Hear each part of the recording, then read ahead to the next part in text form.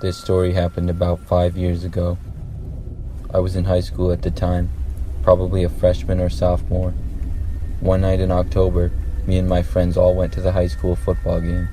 We'll call them Josh, Sam, and Jake for the story. I remember we all walked to the game together because we only lived a few miles from the school and we all lived in the same general neighborhood. After the game was over, we all started walking back home together. It was a kind of cold night and it was very dark outside. We left the high school campus and walked down the road that led to a quieter part of town. Then we walked past a popular local farm where they sold pumpkins every fall and also had a giant corn maze. Sam jokingly said we should do the corn maze now because it was dark and kind of creepy. I was willing to do it, but Josh and Jake didn't want to, so they stood by the end of the maze and me and Sam decided to race to see who could get through it first. This maze was no joke. It was a very popular attraction in our hometown, and each fall tons of people would come to it. We got to the beginning of the maze and both started going through it. We quickly went separate directions. There was a path going left and another one going right. Sam went left and I went right. The corn was very thick and stood about 10 feet tall. I walked through the maze and took a couple of turns. The farther I got in, things started to get quieter and quieter. My friends and I are very competitive, so I was determined to win, but I couldn't help but feel a little creeped out being in the middle of a corn maze late at night. I continued for about 5 more minutes in the maze. I had no idea where I was, if I was getting closer or farther from the finish. But then I started to hear footsteps behind me. At first I thought it was Sam, or else one of my other friends decided to enter the maze, so I sped up my walking to try to beat them. I continued to hear the steps, and eventually I just wanted to see who it was, so I turned around and looked behind me. When I did, I heard the corn rustle, but I didn't see anybody. I stood there for a few seconds waiting to hear or see them, but nobody appeared, and it remained silent. I even walked backwards in the maze a little bit, but still saw nothing. I shook my head and decided to continue. I started walking again, and once again started to hear footsteps. But this time it wasn't coming from behind me on the trail, it was coming from in the corn. I could kind of see some of the corn stalks moving around from somebody walking in them. It really didn't seem like something my friends would do, and it made me a little concerned. But who else would be in there at this time? I called out, "Sam?" But there was no response. Then I said, "You're not supposed to be in there, you have to stay on the path." And I chuckled a little, hoping to see one of my friends come out of the corn. But still nothing, and things got quiet once again. I was starting to get a bad feeling and was really creeped out. I decided the best thing to do was to just get out of the maze as quick as possible. I started walking sort of fast to try to find my way to the end. Not long after starting to walk, the noises in the corn started up again. I decided to just ignore them and keep walking. But then I started hearing the footsteps change from the corn to back on the path again. As soon as they did, I turned around and looked. But this time, I saw somebody slowly coming out from behind the corn and onto the path. It clearly was not one of my friends and looked like a grown man. It was dark out, and he was probably about 20 feet away. All I saw was his face, which was looking directly at me. As soon as I saw him, I took off running down the path as quick as I could. I wasn't stopping to think about which paths I would take, I just ran. I started yelling and calling out for my friends as I did. I started to barely hear their voices off in the distance. I knew I was getting closer to the end, and I kept running in that direction. When the path turned, I just ran into the corn and continued as fast as I could. Finally, I made it to the end and burst out. I saw my friends standing by the exit of the maze, which was about 20 feet to the left. Sam had already finished, and they all looked surprised to see me come out of the corn. I just ran to them and said that we had to go because there was a man in there that was following me. I started running all the way back home. My friends ran up to me and told me to relax and tell them what was going on, but I didn't feel comfortable doing so until we were far away from the maze. I finally told them the story, and they were pretty shocked. I'm not really sure who the man was or why he was in the maze, but I sometimes wonder what would have happened if he had caught up to me, and I'm always happy that I got out all right.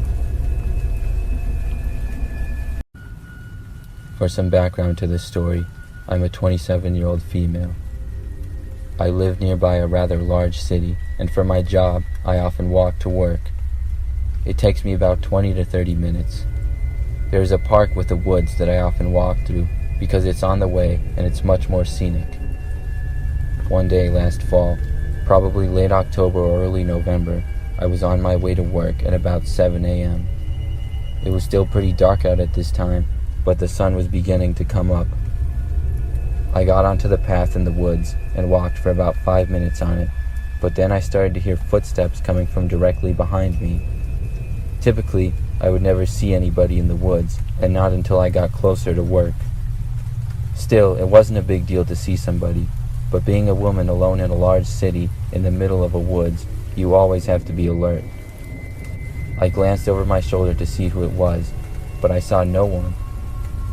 It was really strange because I was sure I had just heard footsteps. It made me a little more concerned, thinking that somebody was possibly hiding from me now. I just kept walking though, because I knew I would be out of the woods within 10 minutes. A short time later, I heard the footsteps again. I ignored them and kept walking. However, they seemed to be getting closer, so once again I looked, but I saw nothing. I knew now that something was definitely up. I reached into my purse and felt around until I found my pepper spray. Then I kept walking. The footsteps started up for a third time and got closer and closer to me. Finally, I felt somebody grab my shoulder. I turned around quickly, ready to spray, but again nobody was there. It was the strangest thing ever. I stood there looking around in disbelief for a good 30 seconds. I knew what I felt and I knew what I heard. I didn't know what to do, so I just went on with my business and didn't hear the footsteps again. Needless to say, I don't walk in those woods anymore.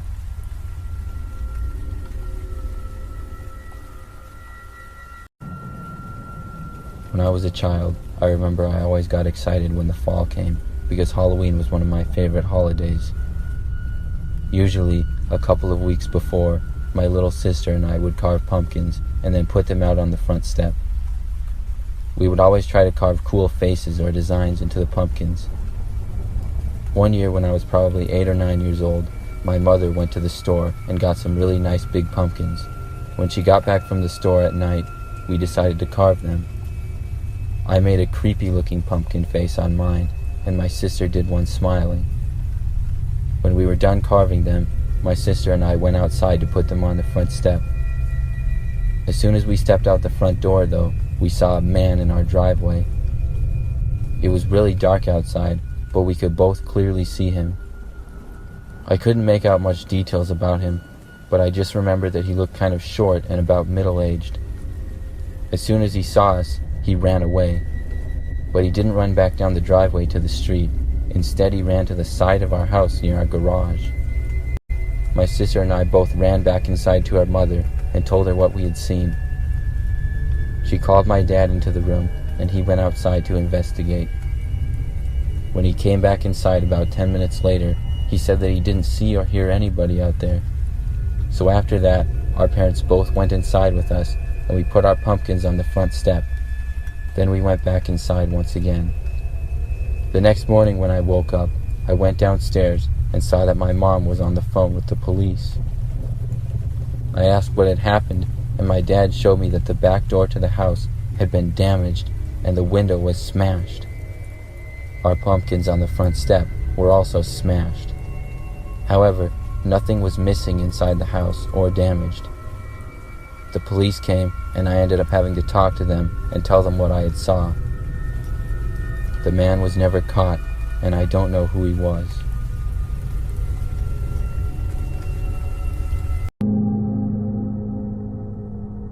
The morning of September 23, 1904 was marked by gray, ominous clouds that blanketed the skies of Cincinnati, Ohio, and it was raining at around 10:15 a.m. when the principal of Pleasant Ridge School, Thomas L. Zimmerman, rang the bell for morning recess. Zimmerman figured a little rain wouldn't do the children any harm, as they scattered into groups and began games of baseball and partook in general tomfoolery. But the principal had seriously misjudged how fast and how strong the rain would come. And not just the rain either. A full-on storm was quickly approaching.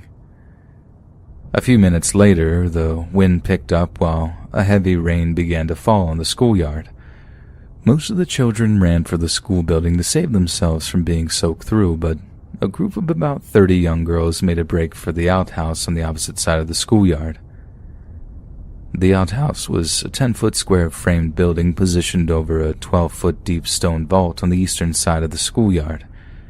It was only 11 years old, but had to be repaired several times because of shoddy construction.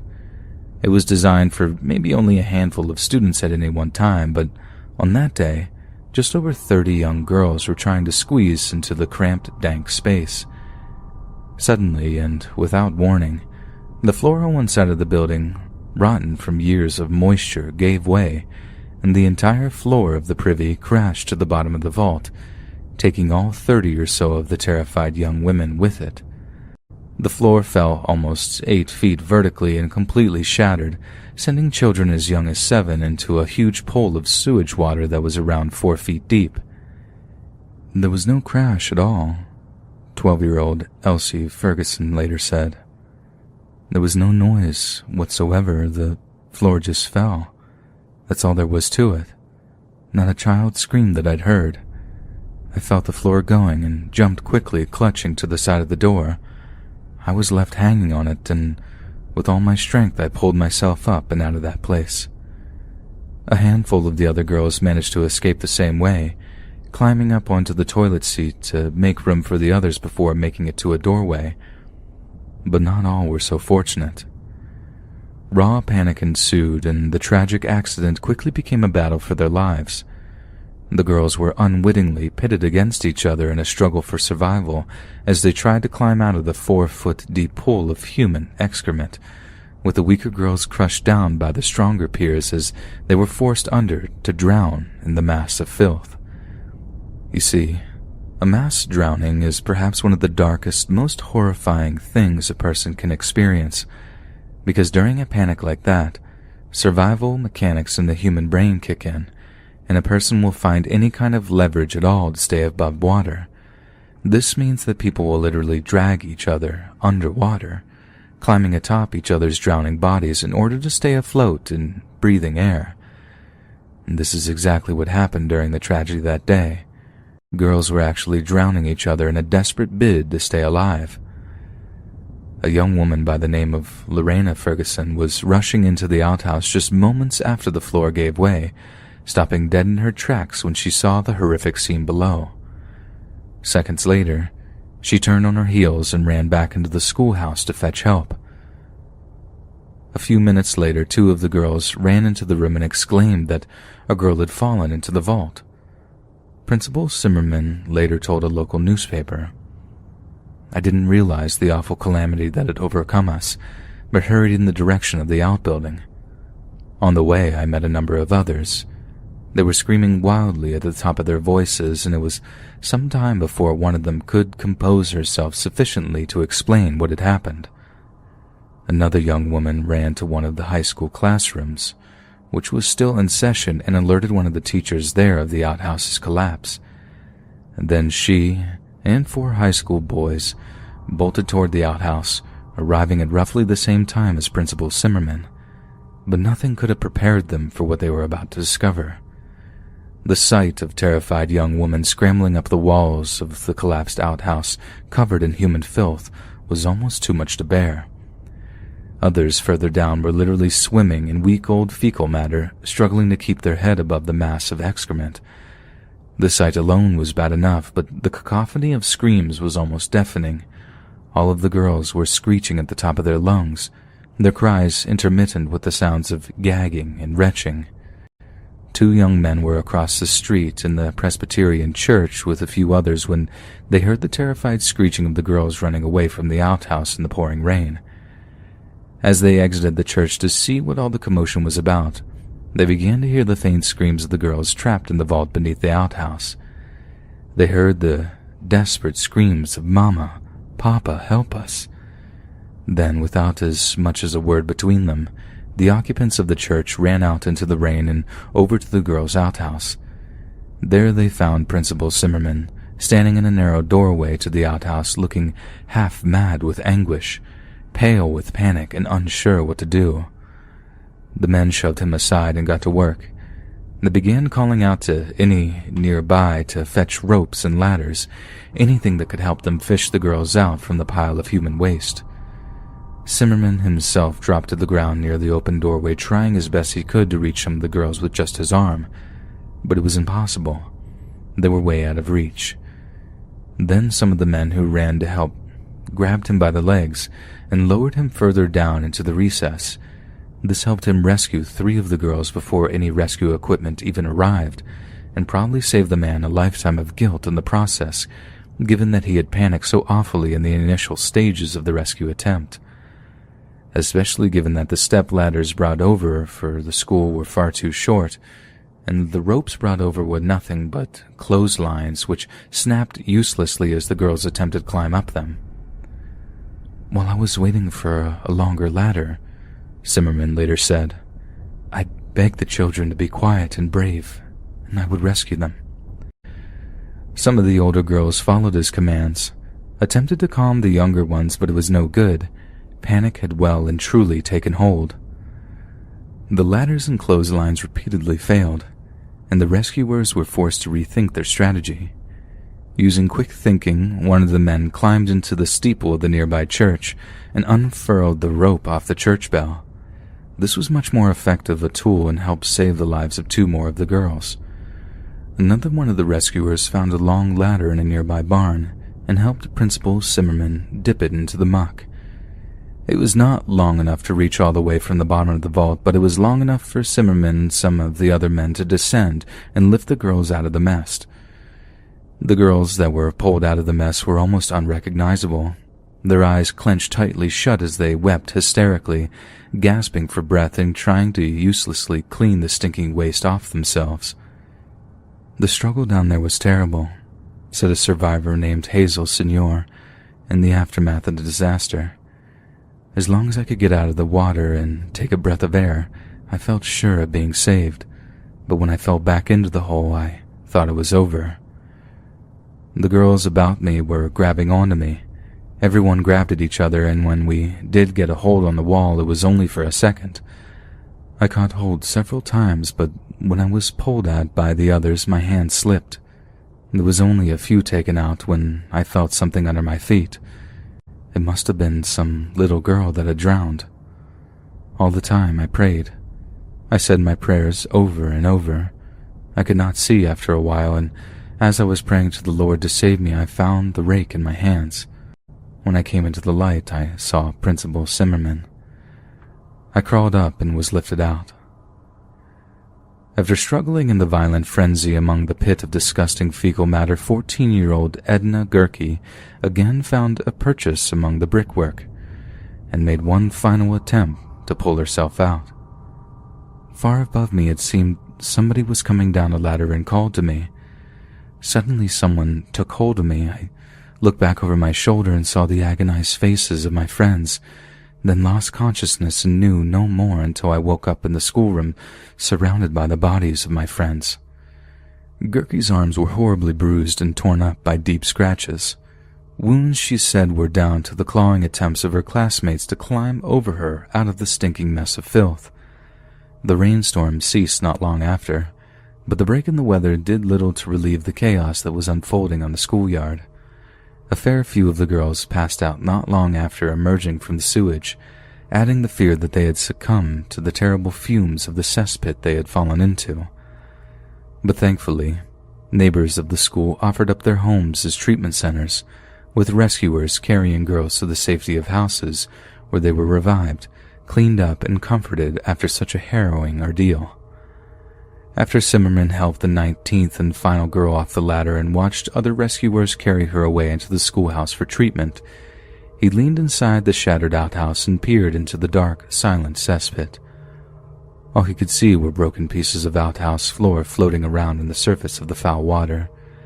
As he realized the task was over and the adrenaline began to fade, he could have easily fallen into the cesspit himself if it wasn't for other rescuers coming to check on him.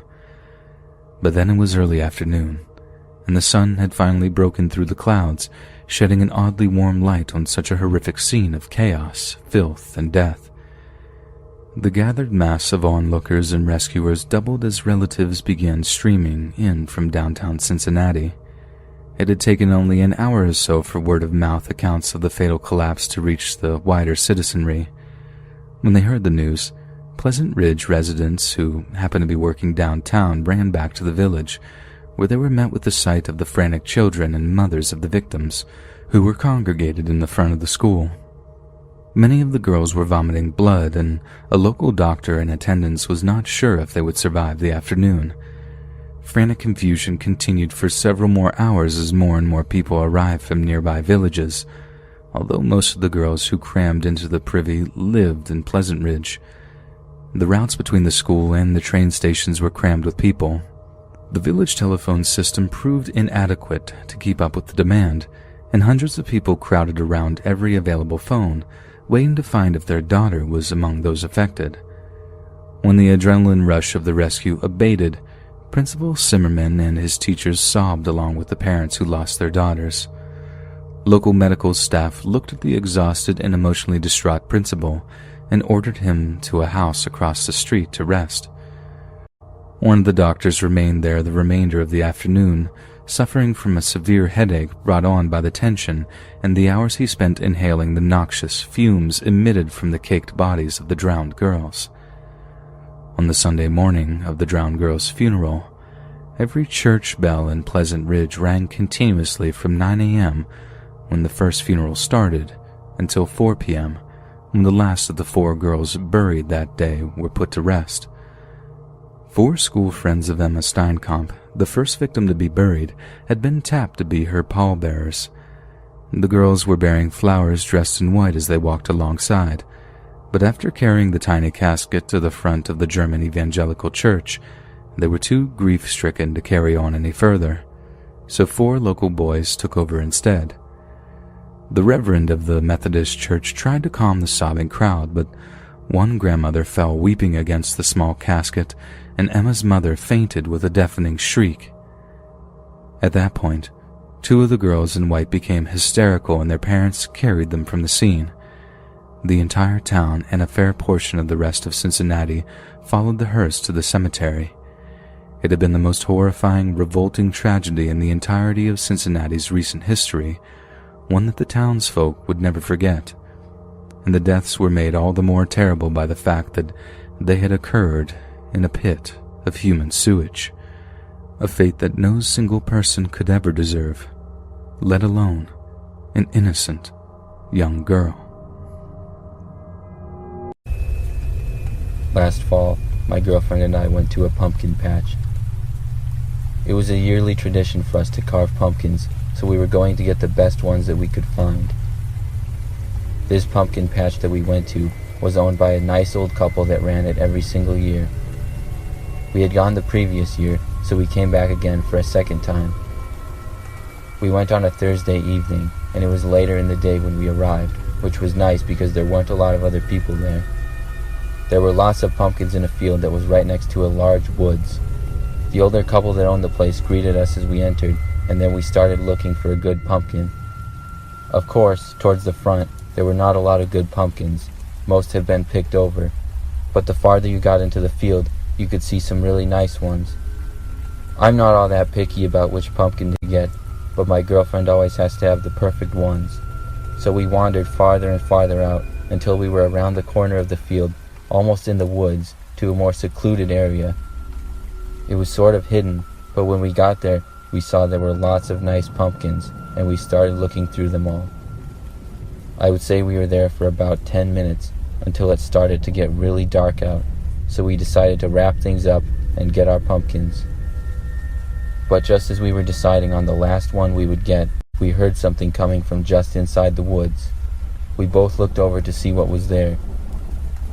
We saw what appeared to be the old couple standing halfway behind a tree, looking at us. But they both had really creepy smiles on their faces, and their eyes were open super wide.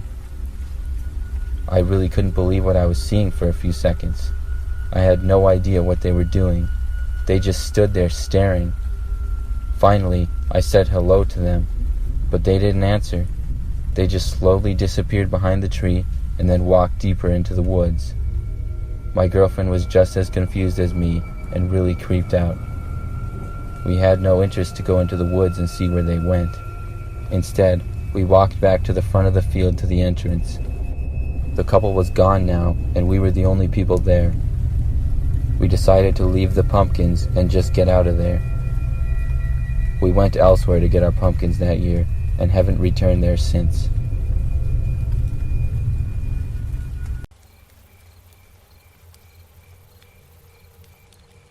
This story takes place in the Great Smoky Mountains National Park in Tennessee. For those who are not aware, the Appalachian mountain range is approximately 480 million years old, and I've always wondered, while hiking in the park, about what kind of animals once roamed the hills we hike today. In the summertime, the dense vegetation and the abundant rhododendrons can take you back to a prehistoric age when the dinosaurs would have foraged among the same hills that hikers now casually walk, basking in the unparalleled beauty that is the Smokies. This event happened in late December, when the leaves fall off the deciduous trees, opening the hills to your eyes, allowing you to see the contours of the land as you hike. Me and my girlfriend were staying in the small town of Weir's Valley, which is approximately 45 minutes west of the bustling tourist trap of Gatlinburg. We'd stayed in Gatlinburg in years past and decided that this year we wanted a small cabin far from the normal hustle and bustle of the late December tourist rush. Many of the locals spitefully call this period from Christmas to New Year's Hell Week. Knowing this, we decided to stop at a small hiking store and inquired about a day hike that would take us far into the backcountry. They pulled out a map detailing the western end of the park and showed us multiple trails that would fit our description. We ended up settling on a trail that was about 4 miles one way, with a massive waterfall as the reward at the end of the trail. We arrived at the trailhead at about 9 in the morning, and there was only about one car there already. Perfect. It was an elderly couple getting their packs ready for their hike, and we were excited at the lack of hikers. As our goal for the day was to try and not see a human being for the entire hike, the first half of the hike was entirely uneventful. We reached the waterfall after about 2 hours or so, and sat down and took a lunch break before departing back towards the trailhead. Before I continue the story, I want to make a note that we had not seen a single person the entire hike so far. We had not even seen so much as a plane flying overhead. That's why we turned the corner on the trail and we froze in our places. There was a girl walking alone about 50 yards ahead of us. Now, normally it's not uncommon to see people hiking alone, but they typically look the part. They usually have a hiking pack, hiking shoes, and they'll almost always acknowledge you and ask you how your day is before you go in your separate ways. Not this girl. First and foremost, she did not look like she belonged out there. She looked like she was about 15 or 16 years old, and she did not have a bag or any wallet. She was about 15 or 16 wearing tennis shoes, which was odd considering that this rugged trail demanded heavy hiking boots. We were shocked to see her out this far by herself, and we were even more disturbed that we didn't see her before turning the corner on the trail. She essentially appeared out of nowhere. After me and my girlfriend exchanged concerned looks, we decided to continue down the trail as normal, as we didn't want this girl to turn around and see us just standing there and spook her. We made ourselves known as best as we could by kicking rocks with our boots and talking to each other. This girl didn't turn around and acknowledge us or even respond to us one time, even when we said hello. After about 50 yards of following her at a distance, we reached a creek crossing with a rudimentary path of dry rocks as the only way to cross. She put her arms out to balance herself, and we both noticed that when she put her arms up, it didn't look right. Unless you had terrible balance, there was no reason to balance yourself on this little creek crossing. Calling it a creek is almost giving it too much credit, as it was more like a gentle stream coming off the hill that crossed the trail and flowed to the river below. The water at its deepest was no more than 6 inches, and if you had halfway decent hiking boots, you could simply walk through the water without getting your feet wet. Wanting to be considerate of our fellow hiker, we decided to wait behind her as she arduously crossed the creek. She took way more time than she needed to cross, and it felt like she was deliberately walking slow to creep us out. We crossed the creek in about 30 seconds time after watching her take 2 or 3 minutes.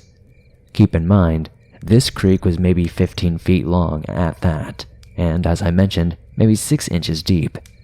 I decided to cross before my girlfriend because I had a nauseating feeling in the pit of my stomach about the entire situation, and I wanted to put something between her and my girlfriend. Because I had my eyes glued on this girl, I wasn't paying attention to where I was walking, and my foot slipped from the rock and fell into the water, making a very loud splash. Even though this girl was less than 20 feet ahead of us, she still did not turn around and acknowledge us. After me and my girlfriend crossed the creek, we could see that shortly ahead were a set of switchbacks going down the mountain. We decided to stop and put some distance between us and the girl. She was walking at an incredibly slow pace, and we waited for a couple of minutes before we saw that she had gone around the corner down the first switchback. Me and my girlfriend had a brief conversation about what the heck just happened, and we collected ourselves and continued down the trail. We didn't think anything much of it, we just tried to continue going without being unnerved any further. We thought that was the case, and so when we turned down the first switchback and saw something terrible, well, we saw nothing at all. The girl had vanished, unless she took off at a sprint as soon as she turned the corner. We should have seen her. The switchback was very gradual, and we could clearly see the next 5 or 6 switchbacks below us. The leaves were gone off the trees, allowing us to see every foot of the trail below. Even if she started running, we would have heard her. The main river was about 500 feet below us, and the rushing water was barely audible from where we were standing. She either vanished, hid behind a tree from us, or somehow managed to sprint a quarter-mile down the mountain in complete silence away from us. We had absolutely no idea what to think, so we once again stopped to collect ourselves. We were terrified and were not sure whether to go back up the mountain or continue down as planned. After a hurried deliberation, we decided to proceed down the trail as normal. We never saw her. As we reached the trailhead, we ran into a group of hikers, and we figured we'd ask them if they saw a teenage girl hiking along without a backpack. They gave us a strange look and said we were the first people they'd seen on the trail all day. We simply thanked them and continued, as to not scare them. I've always heard of paranormal things happening in the Smokies, from Bigfoot to skinwalkers to a group of wild mountain people living primitively within the park. I've always entertained these stories because who doesn't love a good ghost story? I've never anticipated having an encounter of my own in the woods. The scariest thing to me about the encounter all these years later, though, is that we never saw her face.